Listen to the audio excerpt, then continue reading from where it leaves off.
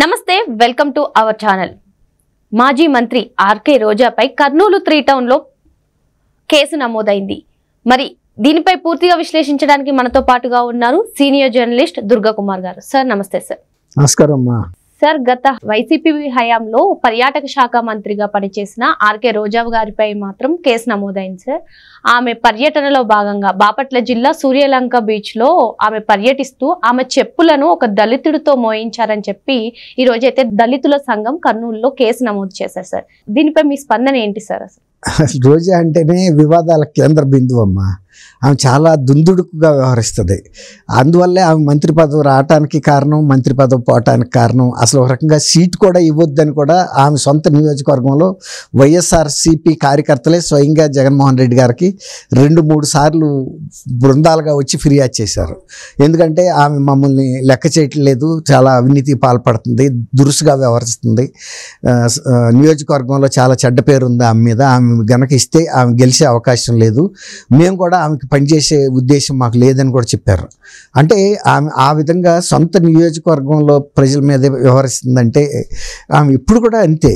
అట్లాగే మొన్న ఈ మధ్య కొన్ని ఇంకా ఇతర వివాదాల్లో కూడా ఆమె ఇన్వాల్వ్ అయ్యింది. తిరుపతి దేవస్థానంలో కూడా ఆమె చాలా దురుసుగా సిబ్బంది మీద, ఆమె వెంట ప్రోటోకాల్కి మించి సిబ్బందిని అంటే వ్యక్తుల్ని ఎమ్మడబెట్టుకుని వెళ్ళి అనేక సేవా కార్యక్రమాలకు ఉచితంగా దర్శనం ఇప్పించి వాళ్ళ దగ్గర డబ్బులు వసూలు చేసిందనే ఫిర్యాదు ఉంది. తర్వాత రిషికొండలో 530 కోట్ల రూపాయల ఈ భవనాల నిర్మాణం ఎందుకు కట్టారో తెలియకుండా, ఆమె శాఖ అది, మరి ఆమెకు తెలియకుండా జరగదు కదా. ఆమె అంత ప్రజల ధనాన్ని వృధా చేస్తూ ఆ ఫైల్ మీద సంతకాలు పెట్టిందంటే అసలు కేసు పెట్టదలుచుకుంటే అసలు దానికన్నా మించిన కేసు లేదు. ఇప్పుడు చంద్రబాబు నాయుడు గారు స్కిల్ డెవలప్మెంట్ కేసు అని పెట్టారు. ముందు 600 కోట్లు అన్నారు, అదన్నారు, ఇది అన్నారు, ఆఖరికి 20 కోట్లకు తీసుకొచ్చారు. అది పార్టీ నిధులని చివరికి మార్చారు. అసలు ఇప్పుడు ఇది చాలా గ్లేరింగ్ ఎగ్జాంపుల్, స్పష్టంగా కనపడుతుంది. తర్వాత ఆ శాఖ మంత్రిగా ఆమె ఉంది. తర్వాత ఆమె ఆ గృహప్రవేశంకి వెళ్ళి పాలు పొంగిచ్చింది జగన్మోహన్ రెడ్డి గారికి అక్కలాగానో మరి చెల్లిలాగానో.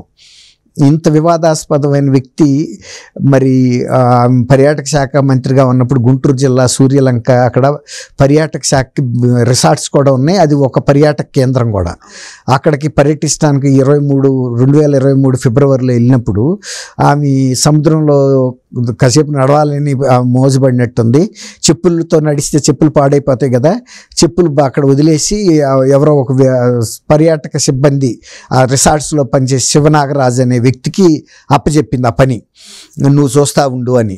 సరే, అతను ఆ చెప్పులు అక్కడ పెట్టుకుని కూర్చోలేడు కదా, ఈమె ఎక్కడికి వెళ్తే అక్కడికి ఇవ్వాలి కాబట్టి మోసుకుంటా తిరిగాడు అతను. చివరికి ఆ కొంతసేపు నడిచి మళ్ళీ అక్కడికి వెళ్ళినప్పుడు అయ్యి అందించాడు అతను. అయితే ఏంటంటే ఇదంతా కూడా వీడియోలో వెళ్తుందనేది ఆమెకు తెలీదు. వీడియోగ్రాఫర్స్ మామూలుగా పబ్లిసిటీ కోరుకుంటుంది కాబట్టి వీడియోలో తీస్తారు కదా టీవీ సిబ్బంది, అది అంతా మీడియాలో ప్రసారమైనవి. అది ఆ రోజున దళిత సంఘాల్లో ఆమె మీద ఫిర్యాదు చేసే పరిస్థితి లేదు, వాళ్ళకి ఆ ధైర్యం లేదు. ఒకవేళ చేసినా కానీ తీసుకోలేదు. షర్మిల గారిని మీద సోషల్ మీడియాలో పోస్టులు అసభ్యమైనవి పెట్టారు, పోర్నోకి సంబంధించిన ఈ పెట్టి కూడా గ్రాఫిక్స్ పెట్టి. తర్వాత ఆమె డాక్టర్ సునీతారెడ్డి గారి మీద పెట్టారు, విజయగన్మ గారి మీద పెట్టారు, వాళ్ళ సొంత తల్లి మీద. అయినా కూడా కేసులు తీసుకోలేదు.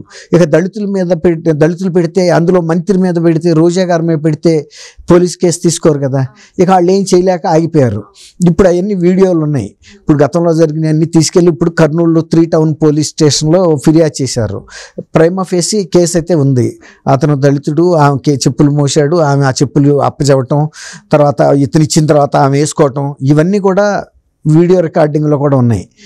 అసలు ఒక మంత్రిగా అంటే ఒక బాధ్యత గల మంత్రి పొజిషన్ లో ఉండి అలా ఒకరి దళితుడు అవ్వనివ్వండి, లేదంటే వేరే వ్యక్తి అవనివ్వండి, అలా చెప్పులు మోయించడాన్ని ఎలా చూడాలి? అసలు అది అహంభావం అనుకోవాలి, దురంకారం అనుకోవాలి. ఇప్పుడు మీరు అన్నట్టు మంత్రి అయినందువల్ల, మంత్రి ఆమె కూడా ఒక ప్రభుత్వ ఉద్యోగి లాంటి ఆమె శాలరీ తీసుకుంటుంది, అలవెన్సులు తీసుకుంటుంది. ఇప్పుడు శివనాగరాజు కూడా రిసార్ట్స్లో పనిచేస్తున్నాడు, అతను కూడా ప్రభుత్వం నుంచి జీతం తీసుకుంటున్నాడు. జీతం తీసుకున్నప్పుడు ఆమె వ్యక్తిగత సిబ్బంది కాదు కదా అతను. ఈవెన్ వ్యక్తిగత సిబ్బంది అయినా కూడా అలాంటి అవమానకరమైన పనులు కనుక మీరు అన్నట్టు ఎవరితో అయినా చేయించరాని వాళ్ళతో చేయిస్తే అది అది నేరమే అవుతుంది. మనిషిని మనిషిగానే చూడాలి. ఇప్పుడు నువ్వు మంత్రి అయినందువల్ల నీ చెప్పులు వేరే వాళ్ళు మొయ్యాలని అనుకోవటం పని. నువ్వు మంత్రి అయితే నీకు చేతులు ఉన్నాయి కదా, ఒక చేత్తో చీర పట్టుకుని ఒక చేత్తో చెప్పులు పట్టుకుని ఎవరైనా అదే చేస్తారు. కాకపోతే ఈ మంత్రి కాబట్టి నాకు అక్కడ వదిలేస్తే వాళ్ళే తీసుకొచ్చి మళ్ళీ నేను సముద్రం నుంచి బయటకు రాగానే ఇస్తారులే అనే ఒక దురహంకారం దాని వలన జరిగింది. ఇప్పుడు దళిత సంఘాలు కూడా మా ఆత్మగౌరవాన్ని దెబ్బతీసింది. అతను దళితుడు, ఆ రోజు మేము కేసు పెడతామన్నా కూడా ఎక్కడా తీసుకోలేదు, ఆమెకి అధికారానికి కూడా భయపడ్డాము అని ఇప్పుడు పెట్టారు. తీసుకున్నారు కూడా. ఇప్పుడు సాక్ష్యాధారాలు ఉన్నప్పుడు పోలీస్ స్టేషన్లో కేసు తీసుకోని పరిస్థితి అంటూ ఉండకూడదు కూడా. అంటే వైసీపీ హయాంలో చూసినట్లయితే ఏ కేసుకు సంబంధించి అయినా సార్ ఇప్పుడు కూటమి ప్రభుత్వం అధికారంలోకి వచ్చిన తర్వాతే ధైర్యం చేస్తున్నారు, ముందుకు వస్తున్నారు, కేసులు అనేవి నమోదవుతున్నాయి. ఈ కోణాన్ని మనం ఎలా చూడాలి? మంచి మాట అన్నమాట. ఇప్పుడు గతంలో అసలు ఎవరి మీద అయినా సరే ప్రభుత్వంలో ఉన్న వాళ్ళ మీద కానీ, ప్రభుత్వంలో వైఎస్ఆర్సీపీ వాళ్ళు కానీ భూ కబ్జాలు చేసినా కూడా కేసులు పెట్టలేదు కదా. ఇప్పుడు అక్కడ మదనపల్లిలో ఆయన పెద్దిరెడ్డి రామచంద్రారెడ్డి నియోజకవర్గం, పుంగనూరు నియోజకవర్గంలో ఎంత భూ కబ్జాలు జరిగినా కూడా అందులో మాజీ పోలీస్ అధికారులు ఉండా కూడా ఫిర్యాదులు చేయలేకపోయారు, చేసినా తీసుకోలేదు.